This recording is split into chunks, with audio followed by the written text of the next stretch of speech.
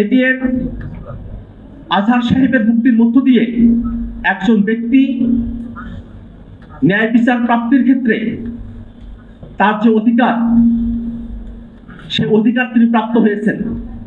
বাংলাদেশে নির্বাচন আবশ্যক এবং সেটা সংস্কার সমেত নির্বাচন।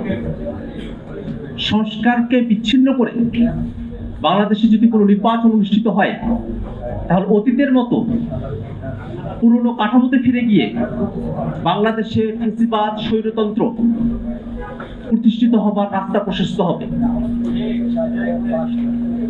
হাজারো শহীদ এবং হাজারো আহত এবং আন্দোলনকারীদের অংশগ্রহণের মধ্য দিয়ে, যে অভ্যুত্থানের মধ্য দিয়ে আমরা আজকের দিনে উপস্থিত হয়েছি, সে অভ্যুত্থানকে যদি বাস্তবিক অর্থে পূর্ণাঙ্গ করতে হয়, তাহলে বাংলাদেশের পুরনো রাষ্ট্র কাঠামোকে ভেঙে নতুন করে সে রাষ্ট্র কাঠামোকে গঠন করতে হবে। বাংলাদেশে বিদ্যমান কাঠামোতে প্রধানমন্ত্রীকে যে একচ্ছত্র ক্ষমতা এবং কর্তৃত্ব প্রদান করা হয়েছে, তার মধ্য দিয়ে সাংবিধানিক প্রক্রিয়াতেই একজন প্রধানমন্ত্রী স্বৈর শাসকে পরিণত হওয়ার সুযোগটা রয়ে গেছে। আমরা চাই বাংলাদেশের সংবিধান, বাংলাদেশের আইন এবং নীতিমালাগুলো এমনভাবে পুনর্লিখিত হোক, এমনভাবে সংবিধান, আইন এবং নীতিমালাগুলো প্রণীত হোক, যাতে করে স্বৈরতান্ত্রিক এবং কুক্ষিগত করে রাখবার যে মানসিকতা, সে মানসিকতা আইন, সংবিধান এবং নীতিমালাগুলোতে প্রাধান্য না পায়। অনেকে বলে থাকেন যে শাসক গোষ্ঠীর সদিচ্ছার উপরে একটি দেশের আইন শৃঙ্খলা, একটি দেশের গণতন্ত্র এবং নাগরিক অধিকারগুলো নির্ভরশীল হয়ে থাকে।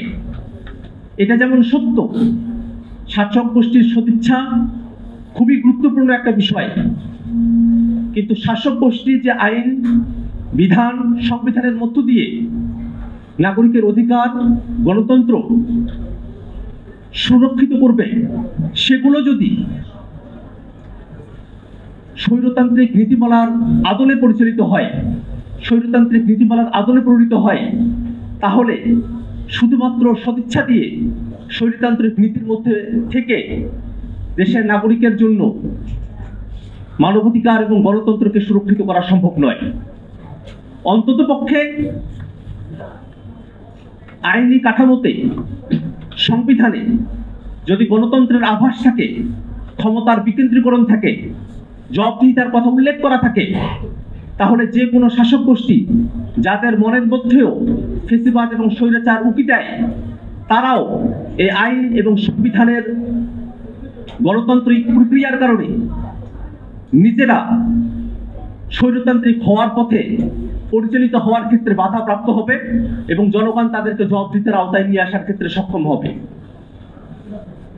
আমরা দেখেছি বাংলাদেশের সাংবিধানিক যে প্রতিষ্ঠানগুলো রয়েছে, সেই প্রতিষ্ঠানগুলোতে একপাক্ষিকভাবে যে নিয়োগ প্রদান করা হয়, তার মধ্য দিয়ে বাংলাদেশে ক্ষমতাকে একটি নির্দিষ্ট গোষ্ঠীর কাছে কুক্ষিগত করে ফেলা হয়। যারা সরকার গঠন করেন, তাদের মর্জি মাফিক যদি বিচারপতি মনোনয়ন পান, দুদক, নির্বাচন কমিশন থেকে অন্যান্য সাংবিধানিক প্রতিষ্ঠানগুলো তারা যদি নিয়োগপ্রাপ্ত হয়, তাহলে স্বভাবতই সেই সাংবিধানিক প্রতিষ্ঠানগুলোতে যারা নিয়োগপ্রাপ্ত হলেন, তারা সরকারি দলের যে পারপাস এবং উদ্দেশ্য আছে, সেগুলোকেই বাস্তবায়ন করবার, সেগুলোকে সার্ভ করবার মানসিকতা নিয়ে তারা তাদের কর্মজীবনটাকে অতিবাহিত করবেন। আমরা চাই বাংলাদেশ এক ব্যক্তির শাসন থেকে মুক্ত হয়ে বাংলাদেশ যেন সত্যিকার অর্থেই একটি গণতান্ত্রিক শাসনের মধ্য দিয়ে নিজেদেরকে বিশ্বের দরবারে উন্নীত করতে পারে, তেমন একটি কাঠামো বাংলাদেশে আসুক। বাংলাদেশের বিচার বিভাগ নিয়ে দীর্ঘ সময় ধরে আমাদের আফসোসের জায়গা রয়েছে, হতাশার জায়গা রয়েছে।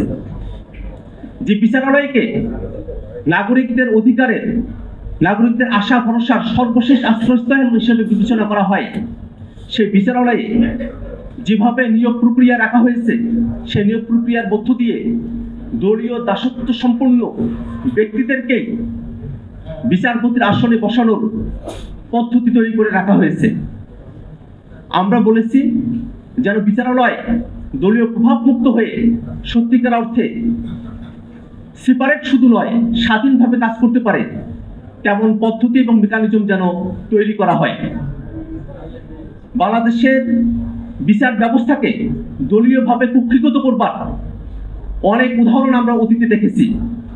সম্প্রতি আজকের দিনে জামায়াতের নেতা আজহার সাহেবকে অ্যাপিলেট ডিভিশন যে মুক্তি দিয়েছেন, সেখানে একটা কথা খুব স্পষ্টভাবে বলা হয়েছে যে একজন মানুষ এবং ব্যক্তি তাকে জুডিশিয়ালি লায়াবল করতে হলে যে ধরনের স্ট্যান্ডার্ডের মধ্য দিয়ে যেতে হয়, বিয়ন্ড রিজনেবল ডাউট, সন্দেহাতীতভাবে কোন ব্যক্তি এবং মানুষের অপরাধকে প্রমাণ করতে হয়, তার ধারে কাছে না গিয়ে হাসিনার আমলে তৈরি করা আদালত বিরুদ্ধ মতের ব্যক্তিদেরকে যাচ্ছে তাই ভাবে বিচারের নামে প্রহসন করে জুডিশিয়াল কিলিংয়ের দিকে তাদেরকে ধাবিত করেছিল। এরকমটা যাতে বাংলাদেশে আর কখনো না হয়, সেটাই আমাদের প্রত্যাশা। বর্তমানে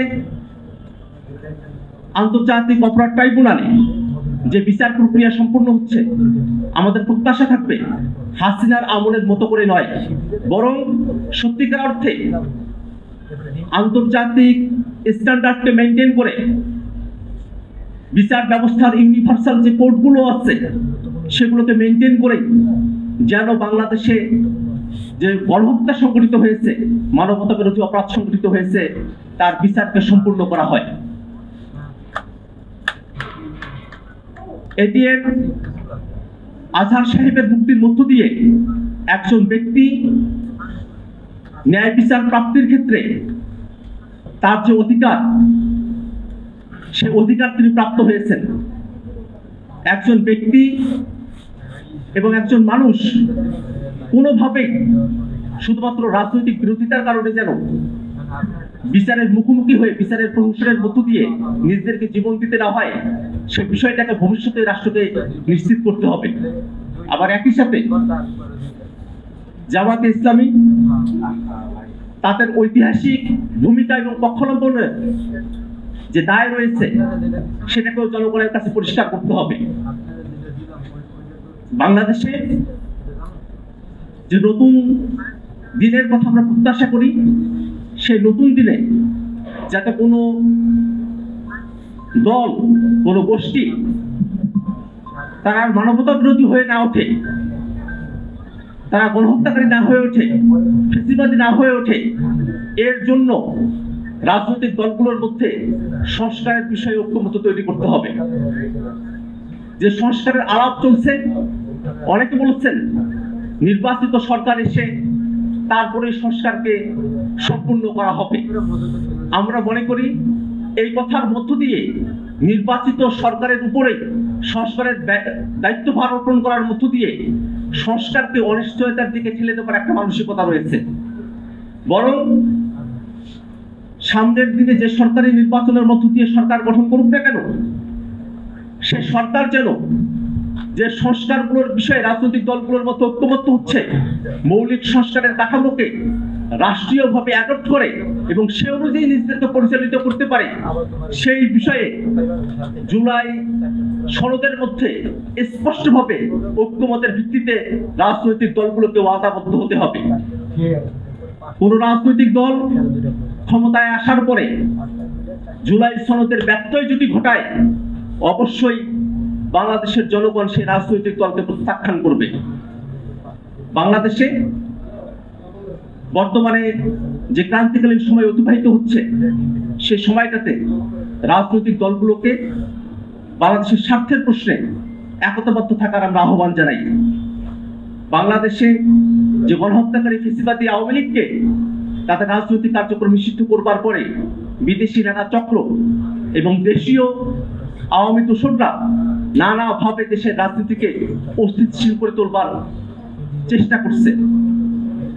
আমরা ফ্যাসিবাদ বিরোধী রাজনৈতিক দলগুলো এবং পক্ষগুলো যদি ঐক্যবদ্ধ থাকি, তাহলে কোনোভাবেই বাংলাদেশে আওয়ামী ফ্যাসিবাদ পুনর্বাসিত হওয়ার, পুনরুজ্জীবিত হওয়ার সুযোগ পাবে না।